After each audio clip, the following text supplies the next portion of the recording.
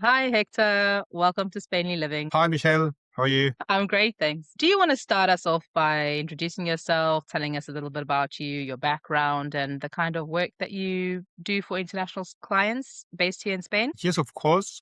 Thank you for asking and thank you for having me today in this podcast. I was very looking forward to it, to be honest. And well, my background, well, I'm a lawyer. I'm going to take you a little bit further back. I'm a lawyer. I study law and business economics. So I have both degrees. I study in the University of Alicante, but also I spent part of my studies in Madrid and also in France, where I have the luxury of getting introduced to the legal French system, which was very enriched me and well, enriching experience. Then from there, I have to say that I live in Alicante right now. I am Alicantino. I'm from Alicante. However, I spend a good part of my life in the UK, in London. That's where I speak. The reason why I speak English basically. And when I moved into the UK, well, I have the opportunity to learn many things, of course. I spend as well time working in different industries, not working as a lawyer. And I see that part of in my career as a very good an inflection point for me because it gives me the opportunity to understand more things, have a wider view of things. And then, but at some point, decided to move back to Spain with my wife and my kids, and then back here, it was always about law. I've been very interested about law. It was always in the back of my head, like, okay, I want to do more things around legal. And then is when I came back here when I started to work more as a lawyer, and then that took me to today, where I have my own kind of law cabinets and real estate agencies, and both we do both, and where we provide legal advice. We can also go to civil proceedings and related to well real estate properties and also to immigration matters. So this is where we are more specialized nowadays. Amazing. And on the property side, anyone moving to Spain or particularly to Alicante or the Valencian region, what do you think about at what stage should they start looking to speak to a lawyer or a gestor here before buying a property or wanting to buy a property in Spain? Right. Before buying a property, I will say what I see and as a best practice, I will say that you first need to understand what you want to buy, and you have a short list of properties. You know the area. I mean, the different boxes that you need to tick to buy a property. What is the decision criteria between you and your wife or your partner, whoever, right? So Mm, once you pass that stage, and then you have a few properties that you're already engaging with real estate agents or private owners, that point is when I will say you start liaising with a lawyer. okay, that's very helpful to know. And because the property purchasing process can be slightly different in Spain than in other jurisdictions we found with buying our property here. And another thing is that sometimes you won't really realize that there are other charges, taxes, process things like notaries, etc., involved. So it's really helpful to know that beforehand. Do you recommend carrying out legal checks on the property before purchasing, or just to use a lawyer for the actual contract review? Well, it will depend on the level of knowledge. What I see mostly that the people from abroad, that they are not based in Spain, then they tend to seek legal advice beforehand, not just the contractual review. Why is that? Is because you need to check a number of things. It's not just from a documentation perspective. Well, don't want to get into the weeds, but it's not just about the documentation per se, because the documentation could be okay, but it might not be okay. But if you do, like for example, you do a land survey or you do a property survey, you can realize there are things that okay in the paper are okay, but in the reality are not okay. So I will say that if if it's simple property purchase and you are very confident and you have some level of knowledge, I would say a good level of knowledge, you might go for a lawyer for the contractual piece and the notary piece as well. But if it's more, if you don't have that knowledge and the the property you're going to buy entails some sort of complexity or the value is high or I don't know, any sort of bumps that you can encounter, I would say go for a lawyer to help you with that piece. Even if it's a small part, you can discuss with that lawyer, say, look, I need help, especially here. Not this part.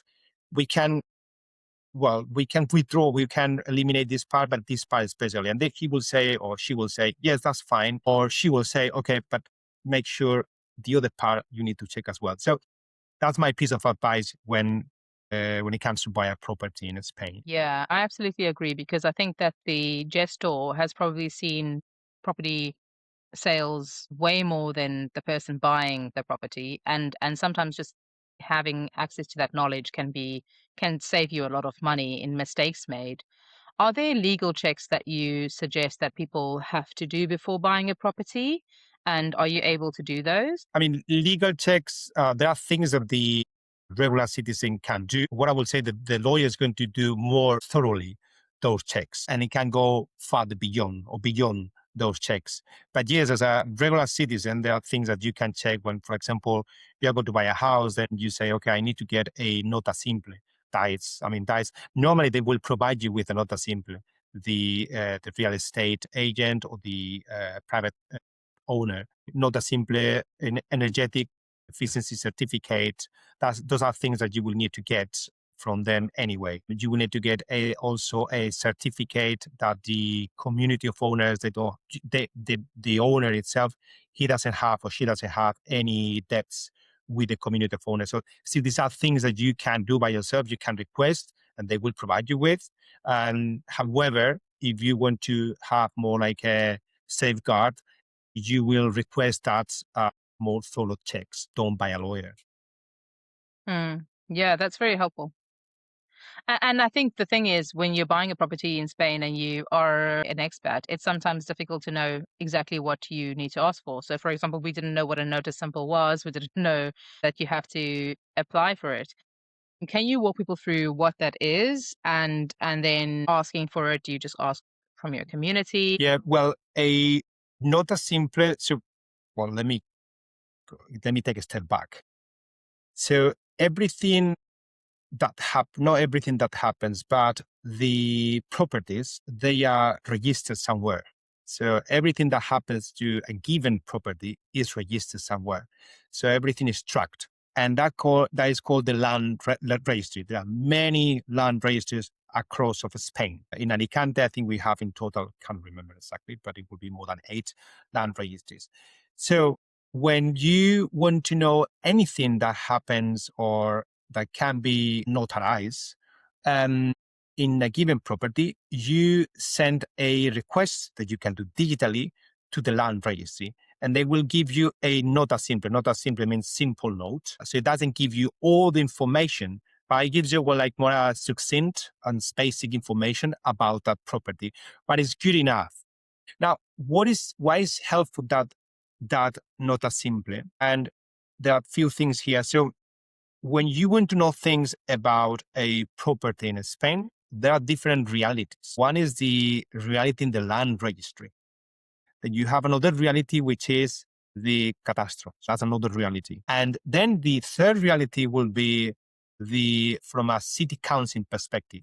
What if they are planning to do anything, if there is any, well, kind of urbanistic claims, something that is happening. So there are three realities. We are talking about the nota simple, which belongs there. Three realities. This is the land registry, catastro, and the city council.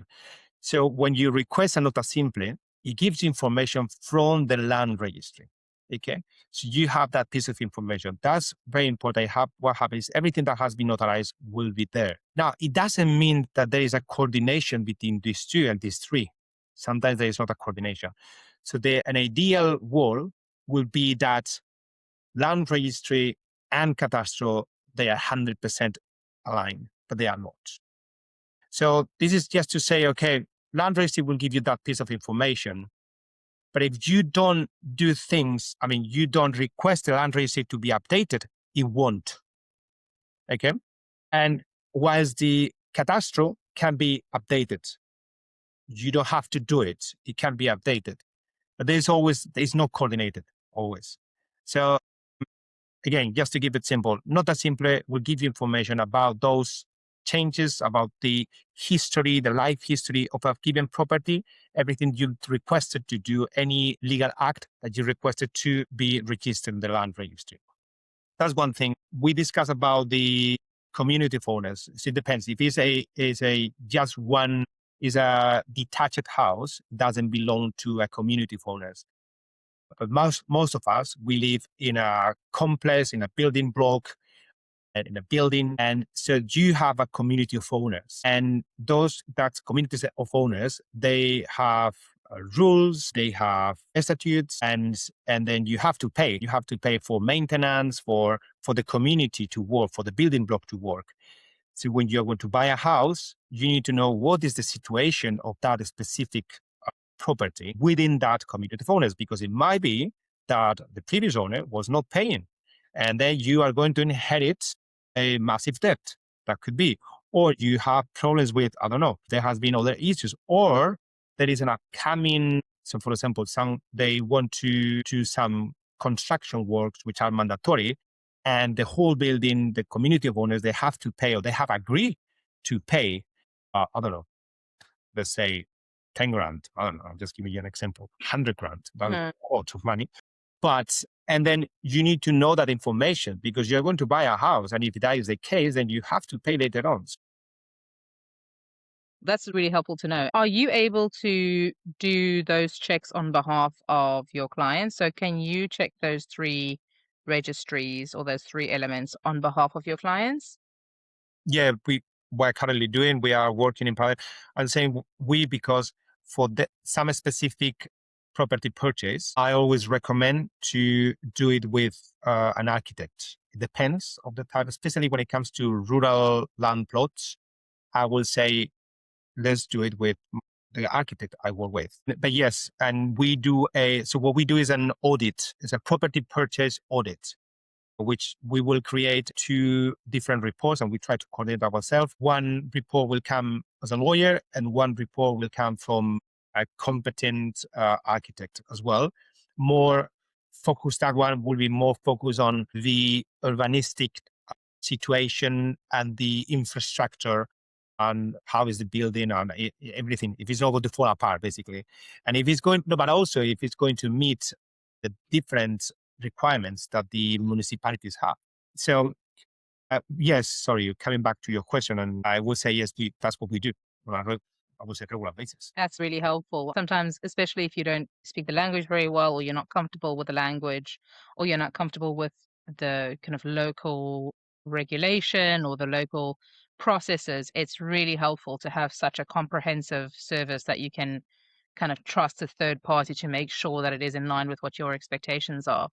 And so moving to potentially an example, say I've moved to Spain, I love an area in Alicante on the beachfront. I found an apartment that's incredible, but everyone else wants to buy it. And so I need to put a deposit in immediately to secure an apartment. What are your suggestions around, are there any documents that I need to see before signing a deposit? Can we just sign a deposit and move on? What is your steer on that? Because, sometimes it does take some time to call you up, get registered as a client, and sometimes you are on a time crunch. So how would you suggest handling that situation? So when it comes, if you are going to pay a deposit, one thing I will do is check that the contract, there is going to be a document, a reservation document, just to give more perspective. So when you're going to buy a property, normally you have 3 steps from a contractual perspective. So you have the reservation document, you have the earnest money agreement, the contrato de arras in Spanish, and then you have the dates of purchase when you go to the notary. So these are the 3 steps. So if you want to buy, you're in a hurry, the real estate agencies pushing you as hell to pay the money, to pay a kind of a, well, deposit, which I mean could be, I don't know, it depends. It varies. Normally, it's less than 10,000 euros. So what I will do is check that that contract or that document states that they will refund you the money if the other party withdraws, or you have that kind of capacity or some possibility of withdrawing without losing the money. So that's one thing. Something that you can check if, well, I have that case, but the customer contacted me before, and we try to speed up things. But if you cannot get a lawyer to jump into at that stage, where I will say, apart from checking the contract or the documentation or the reservation document, is to, well, ask a few details about, like, for example, nota simple, and do some kind of personal checks around the catastro if you can. And then maybe worth asking more people or within the building, or if you can get hold of the administrator of the building, which is going to be more difficult. Just kind of, it's more a logic thing to do, just to make sure that this is all real. If one thing I will say, if the real estate agent is not helpful, is not keen on sharing information, that will be kind of a red flag. Sure. I mean, I don't think there's going to be a lot of people trying to scam nowadays, but still, watch out these things. But one piece of advice is see how reliable is that real estate agency, if they are keen on sharing information, and if it's a private owner, the level of response and feedback and how do they behave. It's nothing legal here. It's more about how you feel, and you can sense that very quickly. Amazing. That's really helpful to know. Are you available to clients if they see something that they can get in touch with you and say, "Can you do this on an urgent basis?" Is that a service that you provide? Yeah, of course. Is that something I'm doing? I'm doing right now three cases today, running in parallel right now. Sometimes I have to go. The other day I went to Denia. Sometimes I go somewhere else. But yes, that's a service that we provide. Is that something, if if there's a need, I'm always willing to help. And it's also that I'm very passionate about real estate and also legal things. So if there is someone who needs help, I'm always willing to help. Amazing. And can you walk us through what the usual purchase process is from, say, we make an offer today until completion at the notary? It seems like quite a structured process, but I think that people can get lost along the way. Yeah. Is there anything that you can explain about what that process is supposed to look like and potentially things that we can watch out for? Yes. So the process, it can be a little bit intense if you're doing it a short period of time, but it's possible, of course. And so you have from a commercial perspective, you need to get in touch with the realtors and the private owners and do your research and contact them and visit on site. Especially when it comes to buying a property, I say visit on site, because you need to see by yourself that property. I think not many people do it, sorry, without seeing the property. Anyway, so that will be one step. Then, okay, everything is okay. Then you say, okay, I want to put an offer. And then they will say, okay, they will accept or not. That will be a preliminary offer, because it depends. Sorry, again, it depends. So there are some caveats on our way, but sometimes you have the real estate agency acting on behalf of the owner. So you might do an offer and they will need to transfer that offer, and it can be and then it won't be accepted immediately. You will need to do the deposit first. And then once you deposit the money, they will transfer that offer to the owner, and the owner might accept or might decline. If they accept, you move into the next stage, will be the earnest money agreement, contrato de arras, which is, but so in that process, what you have to do is you start doing your thorough due diligence. Okay, is this compliant with the regulations? Can they provide the documentation, etc.? So that there are a number of things that we have a checklist that we need to tick, tick, tick, tick, tick. And then we try to do before contrato de arras. Sometimes it's not possible. It depends on the velocity of the process. And then once you sign the contrato de arras, then and you don't know all the checks and everything, then you will move into the notary stage.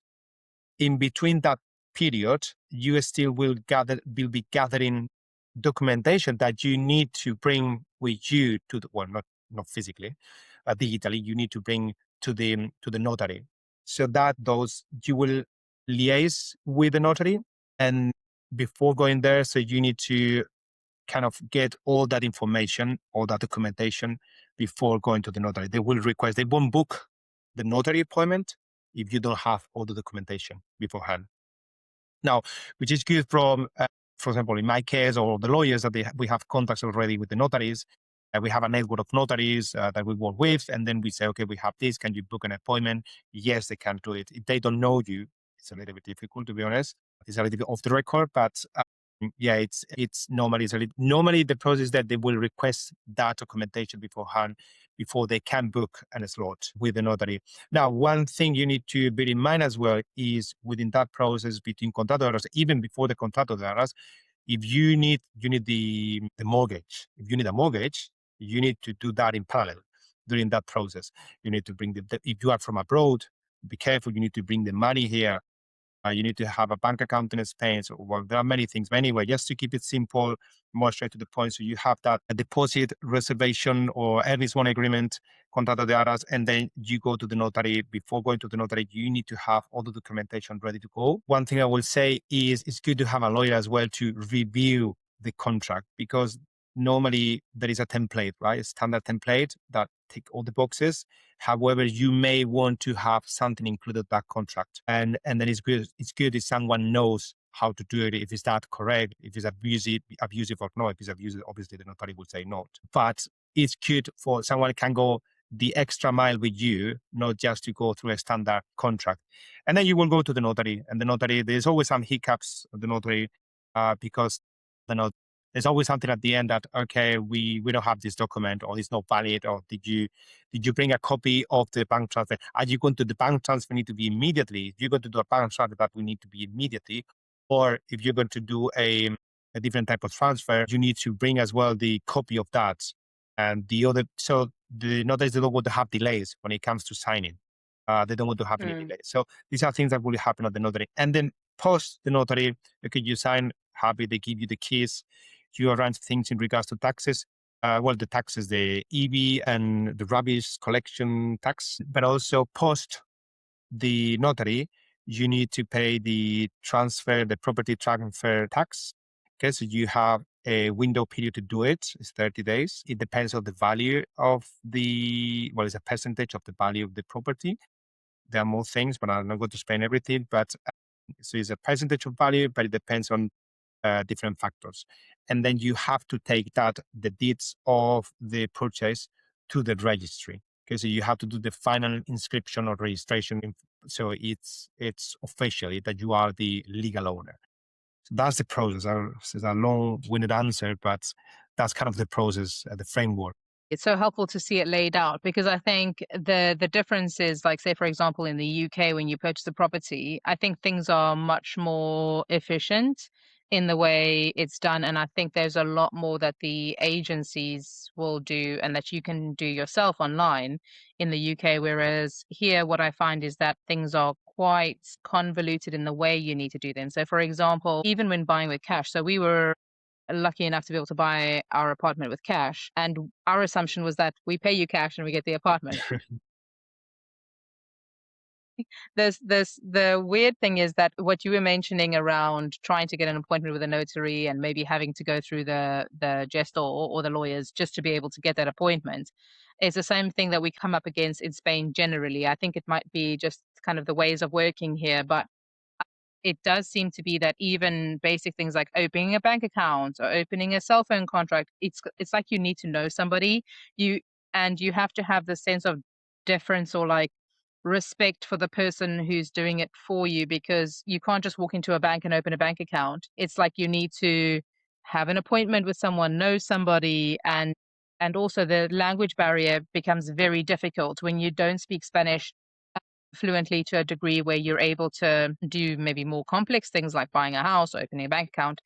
It can get very tricky. And so That's where we've personally found the best leverage is to engage someone like yourself or even just a translator. There's expat translation services for someone who will go with you, who've seen the process before, can maybe introduce you to someone who will open a bank account for you, etc. I mean, we've had some really weird situations where someone won't be able to open a bank account unless they take out an insurance product with a bank. So it's kind of like the situation where it's not like in the UK where you can walk into the bank and open a bank account if you give them the documentation that they need. But the one thing is that the difficulty is that, like, to get an appointment with a notary yourself, you have to know what that process looks like. So I think unless you've done it before several times and you have the relevant contacts and the language requirement, I would suggest definitely just going with a professional who's seen and done this before and have those relationships in place, because there are so many opportunities to make mistakes. And like you said, like those mistakes can get very expensive in relation to the delays and the facts that you have to like reapply for documentation and find other solutions. So yeah, we found that process. It sounds long and convoluted because it is long and convoluted, but I think there's a way to circumvent that and get around that process is to maybe hire someone like yourself who can assist with that because you've seen it before. So we've gone through the kind of the three levels of documentation and the process and the the issues around paying the deposit. I think paying the deposit in Spain, can I say, is fairly common Mhm. to reserve Yeah. the property. And you talked about kind of red flags around also trusting your instincts and using a bit of more logic and common sense as opposed to just the legal checks. Do you want to talk us through what are the main taxes and the costs and fees that you might encounter when you're buying property in the Valencian region? And am I right to assume that it's different, right? It's different for every state or autonomous region. Uh, yes, it is. There are some nuances. I mean, well, the structure is similar, but it changes also the different deductions that you can have as well. But yeah, when it comes to, I mean, mostly what you're going to have to pay in when you buy a property is the ITP, Impuesto de Transmisiones Patrimoniales. That's something that you will pay, regardless if it's a rural land plot or if it's a urban property. So that's something you will definitely pay, and that is when you buy when you do the deeds of purchase.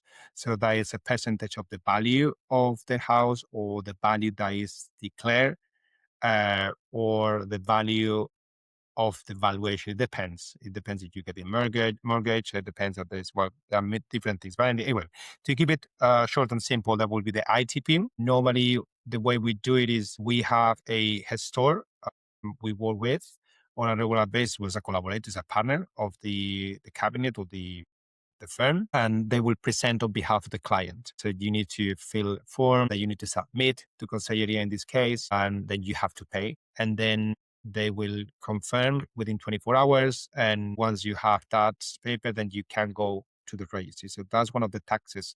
Now, when you buy a house, a property, and the owner is a non-resident, you need to factor that when you buy, you will need to deduct, you will need to pay on behalf of that person a 3% as a non-resident tax as well. So this is something that you need to factor into when you are going to uh, transact. But this is something that they will flag at the notary as well. Then the other things, from a taxation perspective, what you will have as well, that's something not related to the transfer itself, is when you transfer the ownership of a property, then there is an obligation, which is to pay the IBI, which is the Impuesto sobre Bienes Inmuebles. Basically, because you have a property, you need to pay. So, and then you pay on an annual basis. So when you're going to transfer the ownership, that is on an annual basis. You pay once a year. So if you buy, say, in June or 1st of July, ideal situation, or 1st of January, you buy, say, 1st of July, then what is going to happen, then you will need to do pro rata, the amount. So the previous owner will pay the 50%, and the new owner will pay the other 50%. That's from a taxation perspective. And then you have, that will be more a local tax, the rubbish, well, we produce rubbish Yeah. they collect. So we pay an annual tax as well, to the it's a local tax. So that's something that is paid annually as well. So that's something that you need to bear in mind as well. More things to from a taxation perspective. Well, this is more what happened when you buy the property is if you are resident or resident, if you are going to rent the apartment, what is going to happen, where is going to be those revenues, where do they go, how you pay taxes for that. So that's another thing. So we always work with those piece of things. We work with our kind of gestor, and it's another company, but it's a partner of us. We know each other for many, many years. So, and I always advise, okay, let's do it with them. We do it on your behalf, but we in the back end is our partner doing everything for you. That's amazing. It's really helpful that you have connections that you can kind of find that assistance holistically rather than having to find different providers. Also, kind of if you don't speak Spanish very well, it's very helpful to be able to have that advice in English. Are there differences between buying a resale property versus a new build property in Spain? Yes, the process is different. The stages are, well, I would say similar, but the payment process is different, and also the taxes that you pay are different. So from a taxation perspective, what you pay for a new build is property is not the ITP, is the EVA, which is VAT, the value added tax in the UK. So here you pay that, so it will be 10% of the value. So that's a difference. That's one of the main difference that you pay that tax.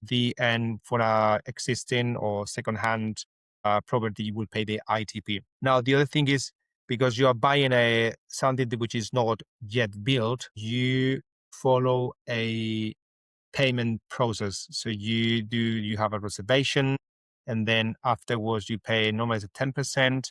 And then because they are developing the property, what the developers they do is to let you pay on a monthly basis until you get to a specific point where you pay another chunk, and when you're going to do the transaction itself, when you're going to go to the notary, you pay the rest. So from a financial standpoint, I would say is better for people that you don't have the cash, because you have more time to get that money. So you can buy even if you don't have the money, or it's going to take you longer to get the financial, well, the mortgage. Sorry. Whilst in the case of an existing build on second-hand property, you need to have that is going to happen quickly, and especially if you have a real estate agent involved, because they would like to do it quickly. So you have less time to get that mortgage, and you need to have the money basically. So those are the two main differences, I will say, that payment process that you have and the tax thing. That's really helpful. Do you find that the taxes on the new build are slightly more than the used properties, or is it the other way around, Not generally really. speaking? I mean, now, yes, it's 10%, while it depends if you get any deduction, but the ITP, I mean, the standard rule would be 9%, and the VAT is 10%. So there's 1 point difference right now. It used to be 10% as well ITP, but from the 1st of June, they reduced 1 point. And that collapsed a few notaries because people were like waiting for that 1% to go down from the 1st of June. But from a taxation perspective, will be then the rest is going to be the same. You will have to pay EB, you will have to pay the other local taxes. So from that standpoint, it's same. Now you buy a new build, and there's always things, right? So you have a grace period to check any deficiencies in the infrastructure, in the build, your Mhm. property. So that's another different thing. I don't want to get into all of that, but there are many things I can get on and on. But yeah, that would be taxation perspective, and the financial part are the main differences. Now the other thing is, because it's a new build, there is no information yet. So that's something that you need to bear in mind. That there is no the land registry, there is nothing. It might not be that we are going to do everything new. You don't have a community of owners. They will be created upon. So all these things, everything is new. Mm. There's no, you check and there's nothing. So these are things as well, checks that I was as well see stuff where if you don't know the process, get a lawyer to do it, because I was doing for another person the other day. I said, well, they don't have nothing. But we have to request information, and you need to go through the contract and see, okay, who are they going to appoint? What they're going to say? That's a very random thing, but what happened with the statutes and the rules of the community. the developer of the construction company is going, normally they're going to elect someone on your behalf. Yeah, it is. It's quite complex because when you think about those kinds of things, I think they're not kind of the structural, procedural steps that you have to take to get the building. But I know just as an anecdotal story, we know somebody who was in the process of buying a new build, and the reason that they'd gone for a new build is just for that purpose, is so that they would have some say in the community rules. Because at the time, their community didn't allow them to swim in the swimming pool between, what was it, 3 p.m. and 6 p.m. And they said, I have kids. There's no way that's going to happen. So I think there's little things that do sort of dictate your lifestyle and what you want, but to be able to have a bit more control, maybe that's an option for you. Are there any other extra considerations that you would say when you're buying as a UK citizen post Brexit, or a US citizen or EU citizens? Are there different rules that apply depending on whether or not you're a citizen of a different country or you're a tax resident, etc., in Spain? Well, one thing is that you need to get an NIE to buy a property, otherwise you cannot do it. So that's very important.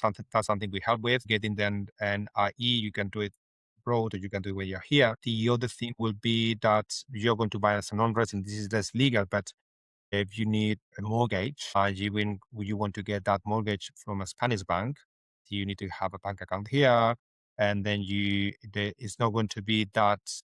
What is easier for a resident to get a mortgage, or the conditions are going to be less. They're going to be a little bit more, not loose, but they're going to be more flexible, or better conditions for people living and residing in Spain. So that's another thing. So you need the near NIE.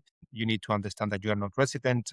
So from a financial perspective, it can be a little bit more difficult. If you have the money, that's great. The other thing is you need to bring the money. So watch out, because there is the anti-laundering money scheme. So they have been very tough with that. So you need to justify any money transfer that you do. And the other thing would be, yes, whether you're going to live here afterwards or not, because every notification that you will get from the Spanish government, they need to have a domicile within the Spain. So there are a few things that you need to understand for people not living and for not being resident, and also if they are not European citizens.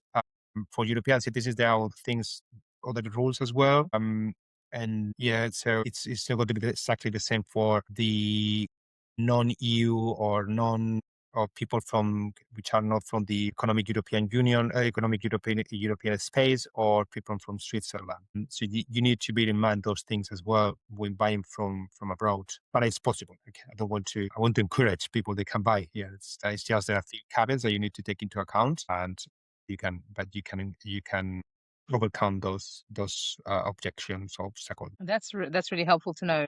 And then when you're attending the notary appointment, so like the completion day, the final step, is there anything that people need to bear in mind? And then also, what are the steps after the property purchase, right? Because you're going to have to maybe change utilities or organize like your local taxes. You were talking about the waste management taxes, etc., or registrations. Is that something that you guys assist with? And can you walk through what people should expect around completion?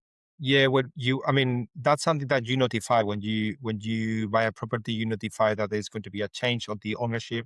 So normally you go to depends on and it depends on what you buy. So you have to notify a different entity, but you can do it. We guide people. Normally we don't do it. Someone else we can do it, but it's more notifying. Okay, for the EV you need to notify, and then for the local tax for the rubbish as well, you need to notify the city council that is going to be a change. Then you have to do a few things as well. You need to write to the administrator or manager of the building or the apartment block that you are the new owner. So they have to kind of register you and roll you into or yeah, as a new owner. You need to do, well, electricity. You will need to do it. So we need to do, hopefully the one thing which is a little bit challenging is when you buy something and the water and the electricity are not running anymore. So you need to get registered again. So it's easier if they are running. It's just a change of the ownership, but the ownership whoever's been built. But if you need to register them again, that is a process. I mean, it's possible, but it's just an extra, additional work to do. What common mistakes do foreign buyers make when they are purchasing a property in Spain? What have you seen? Mistakes. Well, it depends. If they don't do thorough checks, that they can get surprises. I don't know, something like if they don't do a survey of the property, they can, I don't know, they can be things within the property. That was kind of covered. The other day, we went to a property and everything looked good. Someone paint few weeks ago, so it seemed to be good. But then the architect went there, he say, well, look at here, they put another panel in front of this wall so you cannot see the humidity, the mold. So that's one thing. It didn't happen because we say, okay, look, this is what could happen if you don't do this. That is one thing. Another thing is if they don't know the rules, they could end up paying more taxes. That's something that we prevent someone from doing because they wanted to include, it was a kind of a condition, and then that condition will mean that the value of the property will be higher if the seller managed to provide that service. And we say, well, this is this is not part of the price of the purchase of the property, so you need to keep aside as a different services that they will do with a different company.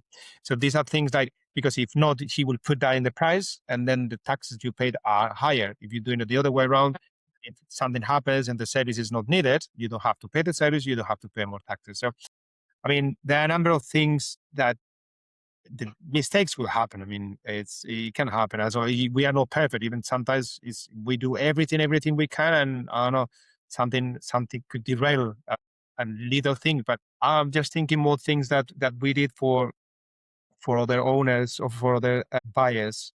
But yes, is if it's the as well thinking, okay, we are going to buy this property, and we thought that the tax was a little bit less, and we didn't know that we have to pay another tax. So, and also we didn't know that we need to have a year.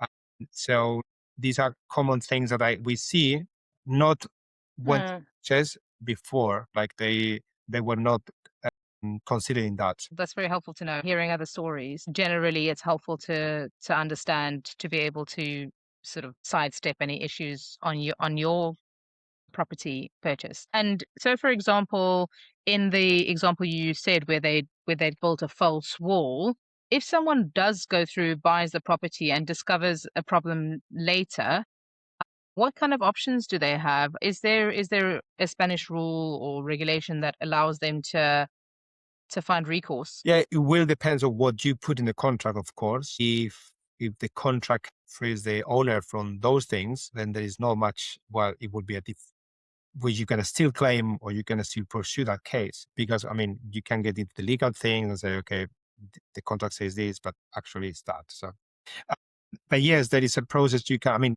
the first would be try to solve the process without getting into a judicial proceeding, but if not, that you will need to follow the process to claim, okay, we found these charges or encumbrances, or and then you commit to sell the property with these conditions.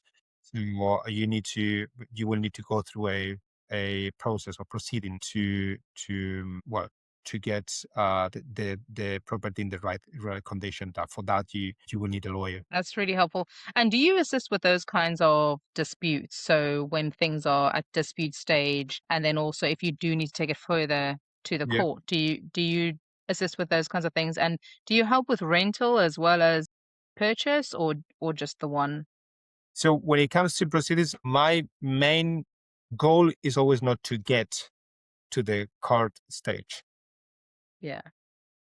To be honest, is that I don't want to get there because it will get a little bit ugly, in my opinion. I mean, it's bad. It can happen. But when it comes to more like a civil proceedings, or this case is not criminal, but civil proceedings, we work as well with another collaborator to go through the process. My main goal and my main expertise run is more focused on getting pre court, and because now in the Spanish system for different type of subjects, you the what they are pushing or they want to do, or they well now is in a position basically, is not to get, so try to find a negotiated agreement so you don't go to court.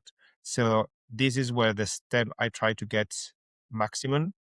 And then if it goes beyond, then we have another partner who does that process. When it comes to rentals, myself, I've been doing a lot of rentals personally, and I have a good level of specialization when it comes to rental. But again, I get to that point, not to go beyond. We can do it. We've been doing it. I've been doing it as well. But my preference is to get to that point and avoid the next steps, because Mm. it's time, is money, is headache for the parties, unless you have justification. It depends on the matter as well, because there's a small money claim matters, or even if it's not that small, but the time you invest, there's not a return on investment sometimes. So Mm. that's something you need to gauge before getting into that point. That's very helpful to know that you can take it from kind of pre, during, and post if needed. So that's lovely that there's one kind of service that you can assist. And just closing off, what would be your top three pieces of advice to people who are looking to buy property in Alicante or this Valencian region? Three pieces of advice. Well, I will say that understand what you want to buy. That's like, have your own criteria, like search criteria, your kind of wish list beforehand, and do the research and see properties. Go there and see the properties, not all of them, but see properties. You can do, I did it personally for me. I went to, when I was living in the UK, I bought properties. I acquired properties, a couple of properties in Spain. And in 2 days, we saw, I don't know how many properties, maybe 24 properties, I think. So that is good. I think that is a good exercise. I would recommend. That's one piece of advice. The second would be is, well, not a little bit that all factor in that you will need to pay at least 10 or 9% plus notary fees, plus the historia fees, plus the registry fees. So it's not just, it's a little bit obvious, but think that you will need to pay more because there are taxes and there are notary and there are land registry fees, and then know that beforehand. And the other point would be as well of, if you can, do a thorough checks that property you are going to buy, or at least buy from someone that, okay, it's reliable, and they are providing you the information, they are willing to cooperate, and also, yeah, I think that would be the main 3 points. Do your research, know that you would pay a little bit more, and know from who are you buying, and if they are willing to share information. So that would save you some time and some headache. Amazing. That's really helpful to know. And Hector, where can people get hold of you if they want your advice and not to have to take on the risk of doing this all themselves? Yeah, well, I'm always available we have a WhatsApp, a corporate WhatsApp number that we try to reply as fast as we can. And also we have our corporate email addresses that you can get hold of us. And we also try to reply us. So we try to be, our SLA is over email, always try to be less than 24 hours. WhatsApp, we try to do immediately. And Amazing. that's the main avenues to get in touch with us. And I'll put a link to everything in the description to this podcast. Thank you so much. Thank you so much for your time today, Hector. That's been amazing to be able to understand the process, and I think just give people more confidence when they're looking to buy property in Spain. Thank you. Thank you, everyone.